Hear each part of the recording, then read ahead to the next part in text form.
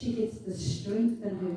You know, this lady hasn't had strength in her for a long time. That's what happens when you're anemic, when you bleed. You don't have any strength, you know. And she starts to get the strength in her. And she says, man, something's happening. I haven't even seen him, but something is happening to me. And now she's starting to feel exhilarated. Or was it just the adrenaline kicking in? Maybe it's the adrenaline kicking in. And then she was thinking about his name, Jesus, Jesus. Oh man, his name is like a breath of fresh air. And then, all she could see is the crowd. And she could hear people calling and yelling, Jesus, Son of God. And she heads straight towards the voices. And then she sees him. OMG. She waits. I'm going to wait till he passes by. She waits. And you know what? The people see her. She says, it's too late for me to turn back now. I'm going to have to keep going. But the people are looking at her and they're seeing her. She has these feelings of humility and trepidation and fear of how he might react when he finds out she's touched him. And she might have made him unclean. And she's got all these things. But anyway, this woman now, she's amongst the crowd. The people see her and they know who she is. Oh, there's that unclean woman. Oh, I don't want to be touched by her. And so they move out of the way. And you know what happens? When he passes by and all the people are like, oh, I don't want her to touch me. They all move out of the way. It leaves her a clear path. Wow. It actually left her a clear path. Come here, Juan. I want you to do something for me. Put your shawl over here.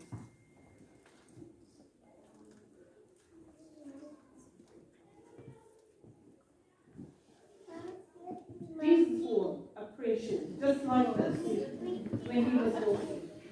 And so, you know, she was waiting.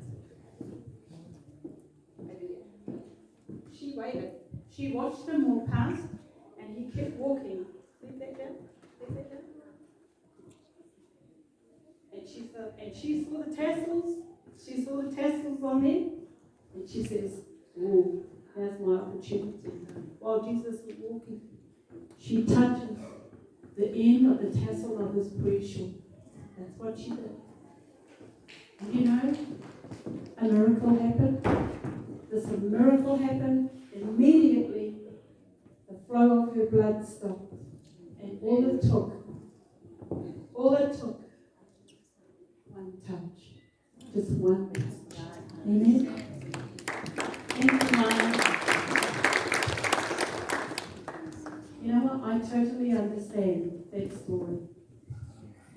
Back in the 90s, my brother Ellis, he got really sick. He had peptic ulcers and he was bleeding badly. And my dad worked out at the school, and he lived next to the school, and my dad used to call in and just visit all of us wherever he was. And he rings me and he says, Glennys, I need you to come out to Ellis's right now. He's really sick. He's really, really sick. His boss had just turned up, and he was so sick he couldn't even get up and sign his pay sheet. He was really, really bad. And he had been bleeding. He had been bleeding for a while. And at that time he was on 70 tablets a day. He was only in his 30s. He was still young. And I said to my dad, I was quite a new pastor. And I was preaching the next day and I'm like, I'm trying to prepare my sermon and I was freaking out, trying to get my sermon ready. And I said, can you bring him to church tomorrow, please? Can you just bring him to church? And anyway, they said, okay, we'll try. So I said, tell his daughter. My brother's got 4 sons and 1 daughter, and she's the youngest, and she's the princess. So anything princess wants, princess gets. So anyway, she had just got saved. She was 14 years old, and she had just got saved in the church. And so we said, Tina, bring her down to church. Bring him. So she got him to church. And it was his first time in church. And then we are in church, we're worshipping the next morning, and he walks in. with his 14-year-old daughter. But you know what? He was so sick. I was preaching, and he was so sick he couldn't even hold his head up, and he fell asleep on her shoulder, and she was holding him up through the service. So anyway, we did an altar call, and we asked for anyone to come up for healing. He came forward for prayer. You know what? It's the first time I could not pray for him. I would have broken down. I could not pray for him. And I looked at my friend, he was an elder, we were both elders at the time. Actually, I wasn't even a pastor then. And I said, Mark, my brother, please pray for him. So Elder Mark went over, and he prayed for my brother. And it was hard for me, because he was like this, and he was like looking at me like, sis, come and pray for me, you know? He just couldn't even stand up, and he was like, sis, come and pray for me.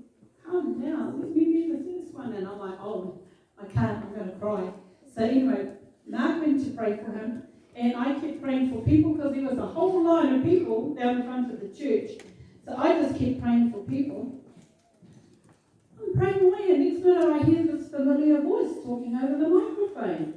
And it was my brother. And he was testifying he had been instantly healed. Wow. Yeah.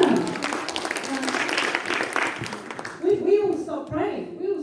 And we all looked at him, and we all stopped to listen to what he was saying. And he said, and it was his first time in church. He didn't know people fall down in the church. He's never seen that. And he said that when Mark prayed for him, he felt himself falling backwards. And he said, as he fell backwards, he said, you know, my bleeding stopped before I hit the floor. It was even before he hit the floor, he said the bleeding in his body stopped. He just felt it. And we were rejoicing. We were clapping and yelling and praising God. And do you know what he did? Then he got up and he said, I want to give my heart to the Lord. So he gave his heart to the Lord.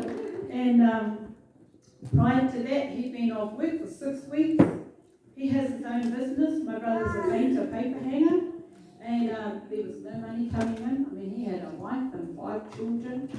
But you know what? He said, oh man, it's going to take me a long time, but I need a job. I need to go back to work. 2 days later, he was back at work. Somebody gave him a contract straight away. He actually has a good reputation. Wow. They gave him a contract straight away. And he came back again the next Sunday, because he was born again then, and so he actually became a minister as well. And he came back the next Sunday, and he said, and he testified again, that when God healed him, he said not only did his bleeding stop, but he didn't realise, but when he went back to work, he said all his energy just came straight back, a whole lot, and he said he was working 10-hour days without getting tired. God had just restored all the strength back to him. Amen. Amen. And it was just from one touch. One touch. So you know this lady, when she touched the tassel on the end of Jesus' crucial, she knew the blood of flow had stopped immediately. Wow. So I so understand what this is about. But then the unthinkable happens. And you know, like everyone's given her free reign, like there's no one wants to be near her.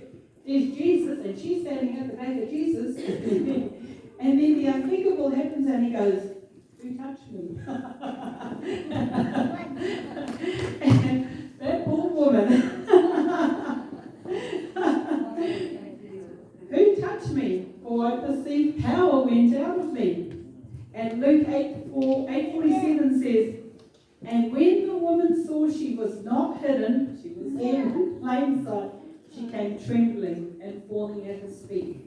She declared in the presence of all the people the reason she had touched him and how she was healed immediately. And he said to her, daughter, your faith has healed you. Go in peace. Go in peace.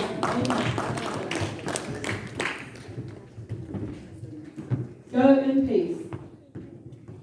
So while he was speaking to the woman, someone comes from and says to him, there's no need to bother.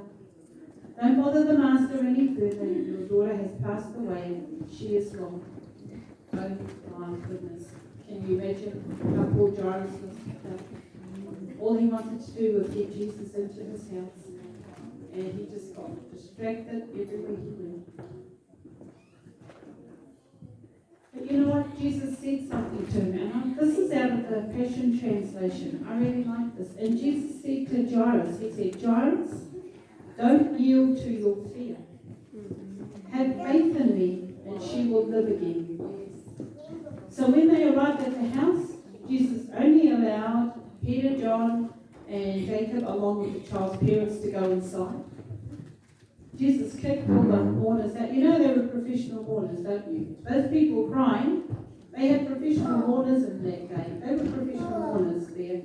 He kicked all the professional mourners out who were sobbing and wailing, saying, stop crying, she's not dead, she's just sleeping, and she must be awakened. But of course they laughed at him. They laughed at him because they knew she was dead. But Jesus approached the body.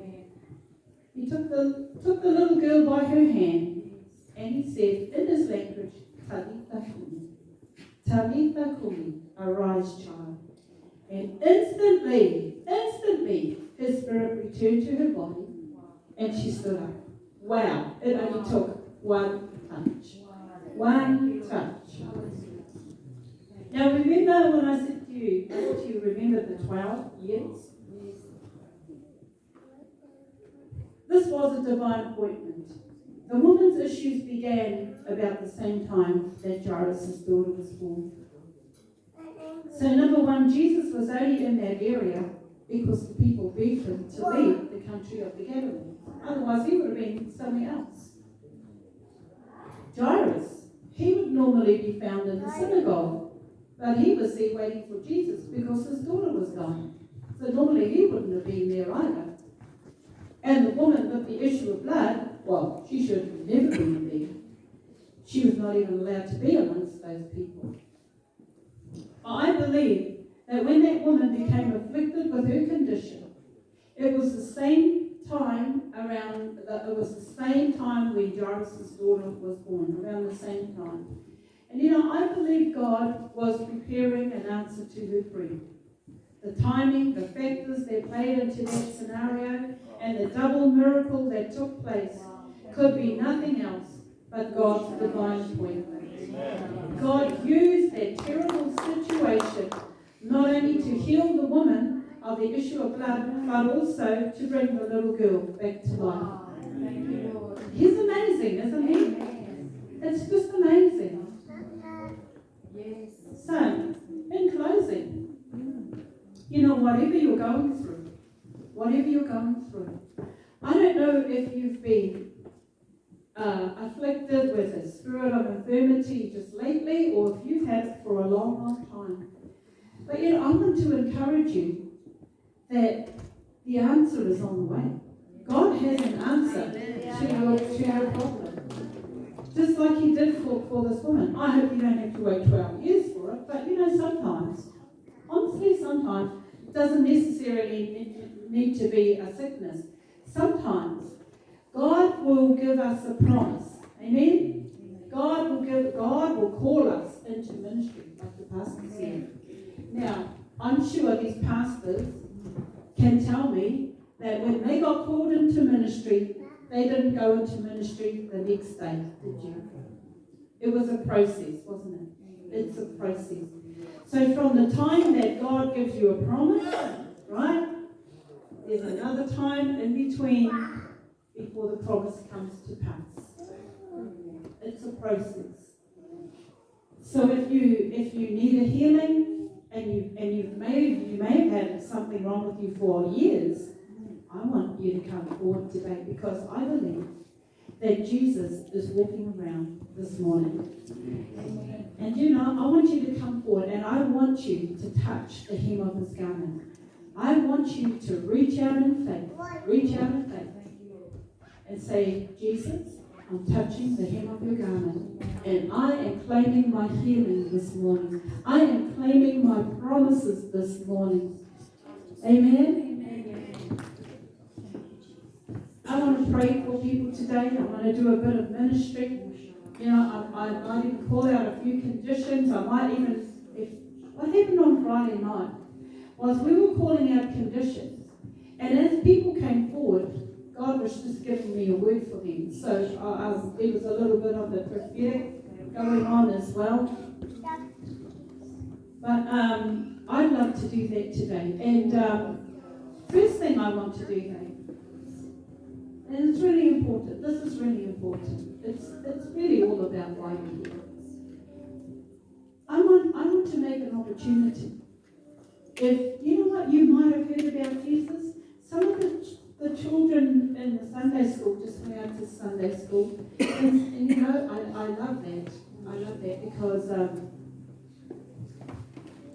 I was brought up in a Catholic church, you know, and I didn't really know Jesus. I didn't know him as my personal saviour. I didn't even know who the Holy Ghost was.